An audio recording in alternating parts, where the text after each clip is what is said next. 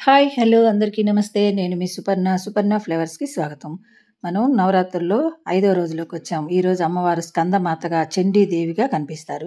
ఈ అమ్మవారికి నైవేద్యంగా మనం ఈరోజు చక్కెర పొంగల్ నైవేద్యం చేస్తున్నాం.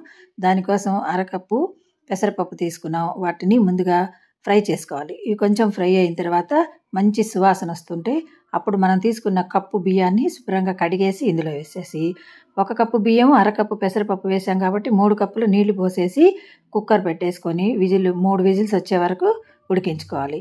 ఈలోపు బాండీలో మనం నెయ్యి కూడా ఒక కప్పే తీసుకోవాలని సగం నెయ్యి పోసుకొని జీడిపప్పు, కొబ్బరి ముక్కలు వేయించి పెట్టుకున్నాం. ఇప్పుడు అన్నం ఉడికిపోయింది కదా, అందులో మనం తీసుకున్న కప్పు బియ్యము, పంచదార, నెయ్యి సమానంగా తీసుకోవాలి.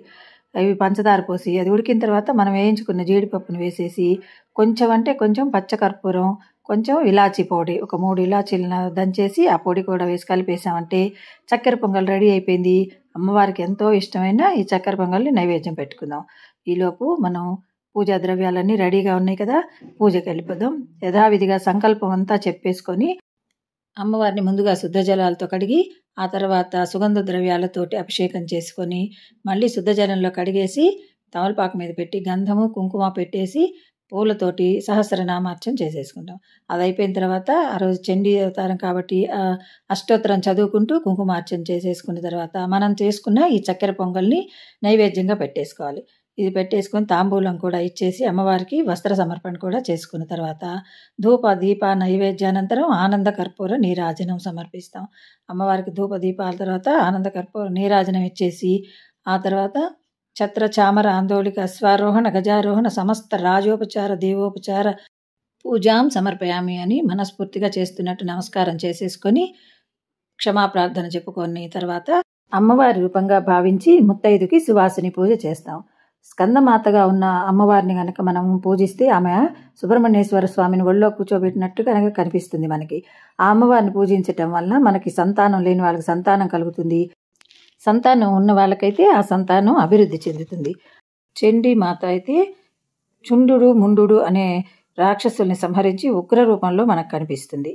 ఈ అమ్మవారిని కనుక మనం ఈ రూపంలో పూజించినట్లయితే దుష్ట సంహారం చేసినట్లే మనలో ఉన్న దుష్ట ఆలోచనల్ని వాటన్నిటిని పోగొట్టి దుష్టులకు మనల్ని దూరంగా ఉంచి వాళ్ళ నుంచి రక్షించటమే కాకుండా దుష్ట ఆలోచనలు, దుష్ట ఆచారాలు మనం చేయకుండా అమ్మవారు మనల్ని సదా రక్షిస్తూ ఉంటుంది. ఆ అమ్మవారి రూపంగా భావించిన సువాసినికి షోడశోపచార పూజలు నిర్వహించి తాంబూలం ఇచ్చి మనం అమ్మవారికి పెట్టిన నైవేద్యాన్ని ప్రసాదంగా ఇచ్చామంటే 5వ రోజు పూర్తయినట్టే పూజ, అమ్మవారి ఆశీర్వాదం తీసుకున్నట్లే. ఇక 6వ రోజు పూజలోకి వస్తే అమ్మవారు కాత్యాయని రూపంలో మనకు దర్శనమిస్తారు. ఈ అమ్మవారికి నైవేద్యంగా ఈరోజు రవ్వ కేసరిని తయారు చేసుకుంటున్నాం. ముందుగా నెయ్యి వేసుకొని అందులో జీడిపప్పు, ద్రాక్ష వేసి మంచి కలర్ వచ్చే వరకు వేయించి పక్కన పెట్టేసుకొని అందులోనే 1 కప్పు నెయ్యి తీసుకున్నాం కదా, అందులో సగం నెయ్యి వేసేసుకొని మనం 1 కప్పు రవ్వ తీసుకుంటాం, ఆ రవ్వ వేసి వేయించుకోవాలి. మంచి కలర్ వచ్చి మంచి సువాసన వచ్చే వరకు వేయించుకోవాలి. ఇలా మంచి కలర్ వచ్చిన తర్వాత దీనిలో మనం 1 కప్పుకి 3 కప్పుల నీళ్లు పోయాలి. నీళ్లు పోసేసి దీన్ని బాగా ఉడకనివ్వాలి. దగ్గర పడుతూ ఉన్నప్పుడు ఇందులోకి మనం కొంచెం కేసరి అంటే కుంకుమ పువ్వుని వేస్తే మంచి కలర్ వస్తుంది. అమ్మవారికి కేసరితో చేసిన రవ్వ కేసరి అంటే చాలా ఇష్టం అంట. ఈ కేసరి వేయటం వలన కలర్ మారుతుంటుంది. మంచి కలర్ వచ్చే వరకు ఇలా కలిపేసి ఇప్పుడు దీన్ని బాగా దగ్గరికి వస్తుంది కదా, ఇందులోకి బాగా దగ్గరికి వచ్చిన తర్వాత ఇలాచీ పౌడరు, అలాగే 1 కప్పు రవ్వ తీసుకున్నాం కదా, 1 కప్పు పంచదార వేసేసుకుంటే మళ్ళీ కొంచెం పలచగా అవుతుంది. అప్పుడు మనం వేయించుకున్న జీడిపప్పు, ద్రాక్ష ఇవి కూడా వేసేసి మళ్ళీ కలిపామంటే ఒక 5 నిమిషాలు నెయ్యి కూడా వేసి మళ్ళీ దగ్గరికి వస్తుంది. బాగా కలిపేసి బాగా దగ్గరికి వచ్చిన తర్వాత కప్పులోకి తీసేసుకుంటే మనకు ప్రసాదం రెడీ అయిపోయింది. ఇప్పుడు యథావిధిగా మనం సంకల్పం చెప్పేసుకొని అమ్మవారికి శుద్ధ జలాలతో కడిగిన తర్వాత మళ్ళీ సుగంధ ద్రవ్యాలతోటి అభిషేకం చేసేసి అమ్మవారికి మళ్ళీ శుద్ధ జలంలో స్నానం చేయించేసి ఇప్పుడు గంధము, కుంకుమ పెట్టేసి మరి యథావిధిగా పుష్పాలతో పూజ చేసుకుందాం. సహస్రనామార్చన పుష్పాలతో చేసుకున్న తర్వాత ఈరోజు అమ్మవారు మామూలు గుళ్ళన్నిట్లో లక్ష్మీ రూపంగా దర్శనమిస్తుంది.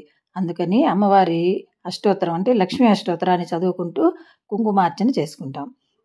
లక్ష్మీ అష్టోత్తరం అంతా కుంకుమార్చనతో చేసుకున్న తర్వాత యథావిధిగా మామూలుగా అస్పృజంతు స్నిగ్ధాని చిక్లిత వసమే గృహే నిచే దేవీం మాతరం శ్రియం వాసయం మేకులే వృక్ష నిర్యస్య ధూపంచ పవిత్రం గృహచ్చాం శ్రీ మహాలక్ష్మి మహాకాళి సరస్వతీ దేవతాయ ధూపమాఘ్రాపయామి, దీపం దర్శయామి అని అమ్మవారికి దీపాలు సమర్పిస్తాం.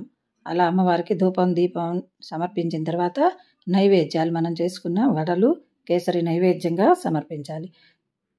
ధూపదీప నైవేద్యానంతరం తాంబూలం సమర్పిస్తాం. ఆ తర్వాత వస్త్రాన్ని కూడా సమర్పిస్తాం. వస్త్రయుగ్మం సమర్పయామి. ఇప్పుడు అమ్మవారికి ధూప దీపానంతరం నైవేద్యానంతరం ఆనంద కర్పూర నీరాజనం. సర్వమంగళ మాంగళ్యే శివే సర్వార్థ సాధకే శరణ్యే త్రయంబకే దేవి గౌరీ నారాయణీ నమోస్తుతే నారాయణీ నమోస్తుతే అని హారతి ఇచ్చిన తర్వాత మంత్రపుష్పం చెప్పేసి పూజ పూర్తయినట్లే. ఇప్పుడు అమ్మవారి రూపంగా భావించిన సువాసిని పూజ చేసుకుందాం. ఈమె కాత్యాయని రూపంలో అమ్మవారిని కనుక మనం పూజించినట్లయితే పెళ్లి కాని వారి అమ్మాయికి కానీ అబ్బాయికి కానీ మంచి వరుడు వధువు లభిస్తారట. అందుకని పెళ్లి కాని వాళ్ళు తప్పకుండా ఈమె పూజ చేసుకుంటే చాలా మంచిది. అలాగే ఇంద్రకీలాద్రి మీద అమ్మవారి లక్ష్మీ రూపంగా దర్శనమిస్తారు కదా, అమ్మవారిని ఈ రూపంలో పూజించటం వలన మనకి అష్టలక్ష్ముల యొక్క అనుగ్రహం లభిస్తుంది. అంటే ధన ధాన్య సంపద ధైర్యం ఐశ్వర్యం అన్ని రూపాల్లో అమ్మవారు మనకి అనుగ్రహాన్ని ఇస్తుంది. అయితే ముందు విష్ణుమూర్తిని పూజించిన తర్వాత లక్ష్మీదేవిని కనుక పూజిస్తే ఆమె మరింత సంతోషించి మరింత త్వరగా అనుగ్రహాన్ని ఇస్తుందట. ఆమెకి చక్కెర పొంగల్ని నైవేద్యంగా పెడితే చాలా సంతోషిస్తుంట. ఇలా అమ్మవారిని సంతోషపెడితే మన జీవితం అంతా సంతోషంగా ఉంటుందని భావించి అమ్మవారిని చక్కగా ఈరోజు పూజ అంతా చేసుకున్న తర్వాత సువాసిని పూజ కూడా నిర్వహించుకుందాం. అమ్మవారికి చేసినట్లే పాద పూజ అంతా చేసి పారాయణ పెట్టి పుష్పాలతోటి లక్ష్మీ అష్టోత్తరం చేస్తూ అమ్మవారిని పూజించినట్లుగా భావించి అష్టోత్తరంతో పుష్పాలతో పూజ చేయాలి. ఆ తర్వాత అమ్మవారికి చేసినట్టే ధూపం దీపం సమర్పించి నైవేద్యాన్ని కూడా పెట్టాలి. ఇలా నైవేద్యం పెట్టిన తర్వాత అమ్మవారికి హారతి ఇస్తాం ఎలాగో అలాగే హారతిని కూడా ఇవ్వాలి. ఆ హారతిని మనం కళ్ళకద్దుకున్న తర్వాత అమ్మవారికి తాంబూలాన్ని సమర్పిస్తాం.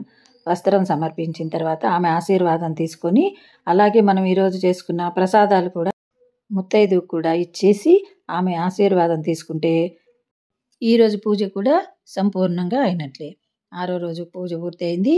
Thank you for watching.